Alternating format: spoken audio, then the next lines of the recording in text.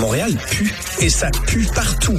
Partout, là, dans tous les quartiers. J'entends déjà les gens rire dans leur voiture. Tout le reste n'est que fumisterie. Donc, on veut un monde qui sent l'eau de Javel. Un monde blanc, blanc, blanc, blanc, blanc, sans défaut. Rémi Villemure.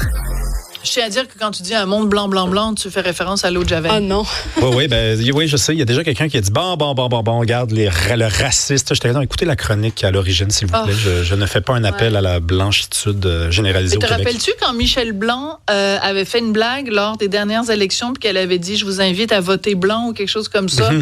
Puis là, elle s'était fait accuser de toutes sortes d'affaires alors qu'elle voulait juste dire voter à vide. En fait, tu te présentes aux élections et dans l'isoloir, tu dis à la danseuse, non, l'autre sorte d'isoloir, tu votes pas finalement. C'est difficile On va de faire parler de l'humour d'élections. noir, ouais. Ça, c'est plus mon genre. Oui. Alors, là, c'est une bonne blague, ça, Cybèle Olivier? Ça, c'est une... Oui, je l'aime mieux, celle-là. Mieux que chair de poule quand tu fais une entrevue avec Madame Saint-Hubert. Madame Saint-Hubert. OK, je prends des notes. Comme ça, je vais m'améliorer dans mes blagues. Merci, Cybèle. Parce que Cybèle, elle passe son temps à aller voir des spectacles d'humour, donc elle est capable de me donner des bonnes évaluations. La raison pour laquelle on parlait d'élections, c'est que, évidemment, on a les gens d'Élections Canada ont mis une annonce sur X, anciennement Twitter. Je vais vous la lire. Vos ados de 16 et de 17 ans peuvent travailler comme préposés au scrutin lors d'une élection fédérale. Point d'exclamation. Ces emplois rémunérés sont une excellente occasion pour les jeunes de découvrir le système électoral et de bonifier leur CV. Qu'est-ce que ça t'inspire, Rémi Villemure? S'ils peuvent travailler aux élections, pourquoi ils peuvent pas voter? C'est la question très sérieusement que je me suis posée en voyant ça passer. T'as très raison. Je veux dire, ils travaillent aux élections. C'est très whack. C'est pas du tout... Wesh! Bon, non, je pense que je suis moins bon que toi là-dedans. Wesh, c'est vraiment wack. Ouais, wesh. Non, mais donc, on est à 25 jours de l'élection. Si le compte est bon, on cherche des gens pour travailler. Puis préposer au scrutin, c'est pas vous allez être dehors avec une affiche pour dire rentrez ici. C'est aussi près des isoloirs. C'est au plus près c'est au cœur du processus démocratique. Mais c'est-à-dire que c'est intéressant parce que c'est un petit peu comme si on avait des gens qui travaillaient à la SAQ, mais ils n'ont pas le droit de boire. C'est à peu près, oui. J'aime bien ce cas de figure-là. T'aimes le parallèle? Ou à la SQDC, enfin bref, trouver toutes les... C'est comme on dit, tu fais partie de ce système-là, mais tu ne peux pas y goûter. Et déjà que les jeunes sont souvent moins portés à aller voter, s'ils sont déjà là et qu'ils travaillent, voilà. Pourquoi pas? Mais ça relance le débat parce que ça fait des années que les gens disent il faudrait abaisser l'âge de voter. À partir de 16 ans, tu as le droit de prendre des cours de conduite, tu peux avoir un permis de conduire, etc. Tu peux conduire accompagné, peu importe.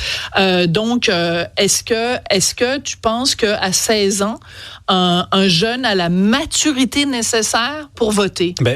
C'est là-dedans. Je ferais juste ajouter que 16 ans, c'est aussi l'âge légal de consentement. Donc, vous pouvez, par exemple, être une jeune fille de 16 ans, avoir un copain de 22 ans, 23 ans, et si vous êtes consentante, c'est votre copain. Bon, la société va quand même vous regarder un petit peu tout croche, puis je dirais que c'est pas une mauvaise chose que de se poser des questions quand vous voyez un couple pareil, mais donc, pas voter. Par contre, moi, je vais aller plus loin.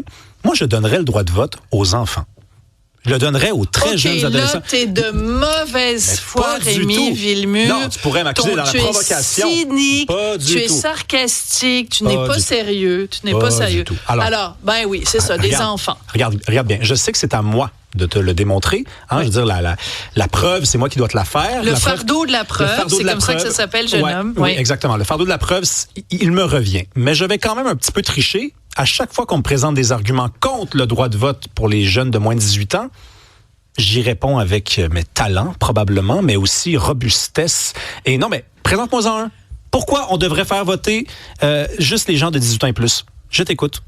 Tu pourrais me dire, est-ce que tu veux que je te présente des arguments que j'entends? Oui, exemple, vas-y. Comme ça, moi, je me repose pendant ce temps-là. Peut-être à cause de ils sont rendus dans leur processus d'éducation aussi, qui ont été plus politisés à l'école, qui ont une plus grande capacité de compréhension du monde qui les entoure parce qu'ils sont rendus plus loin dans leur parcours scolaire, plus que des jeunes. Mais ça, c'est des arguments donc qui disqualifieraient. OK, alors pourquoi on a des cours de CCQ dès l'âge de 6 ans à l'école? Pourquoi à des jeunes de 13-14 ans, on apprend déjà ce que c'est que l'Assemblée nationale, ce que c'est que la gauche, la droite, quelle est les mœurs du Québec?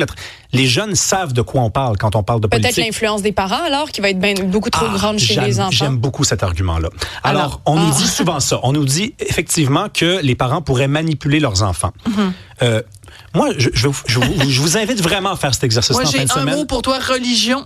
Ben, il y a ça. Déjà dit, dans les couples très conservateurs, là, on a beaucoup parlé de masculinisme, par exemple, dans les derniers mois. Il y a certaines religions qui sont très conservatrices. Pensez-vous vraiment que la femme vote pour qui elle le veut ou elle n'est pas incitée fortement à voter pour le parti qui a privilégié son copain ou son mari? Donc, dans les enfants, ce serait la même chose. Parce qu'il y a une hypocrisie totale. Les enfants seraient influencés. Qu'est-ce que les gens disent? Il y a un argument. Il y a Julie de Montréal qui nous écrit « Si on autorise les enfants à changer de sexe, ils peuvent bien voter. » Ben oui, mais honnêtement.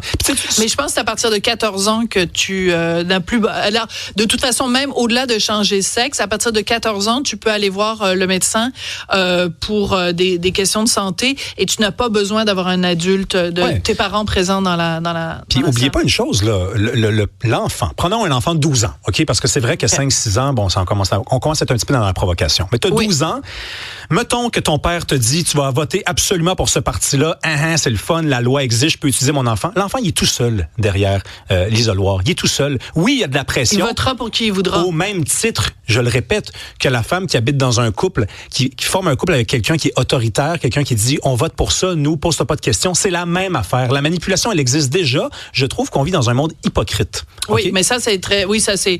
S'il y a une affaire sur laquelle on est d'accord, toi et moi, c'est bien ça. Moi, à chaque fois que se pose la question de est-ce qu'on devrait autoriser les plus jeunes à voter, je pose des fois la question. En fait, j'ai juste à penser à un des vox pop de Guy Nantel. Parce que Guy, à un moment donné, il l'a fait plusieurs fois sur différentes variations, mais tu sais, il s'en va voir les gens au Québec puis il dit c'est qui le premier ministre du Québec.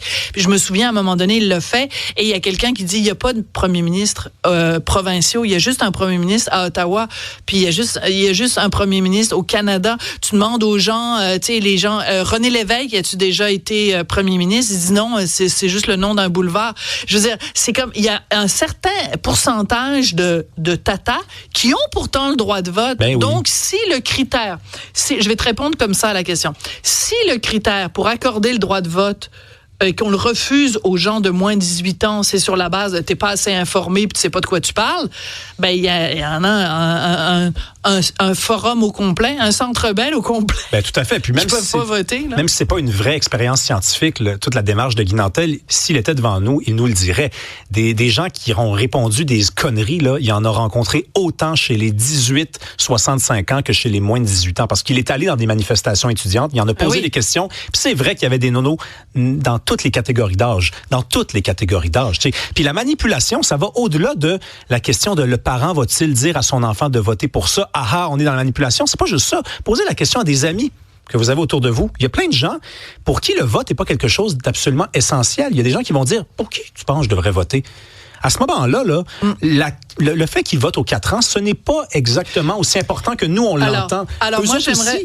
Ils sont manipulés d'une certaine façon. Alors, une chose qu'on pourrait faire, c'est au-delà de l'âge, moi, je pense que, très sérieusement, qu'on devrait, quand il y a des élections, dans les trucs de scrutin, là où on s'en va voter, on devrait forcer les gens à lire au moins un résumé du programme de chaque parti avant de voter.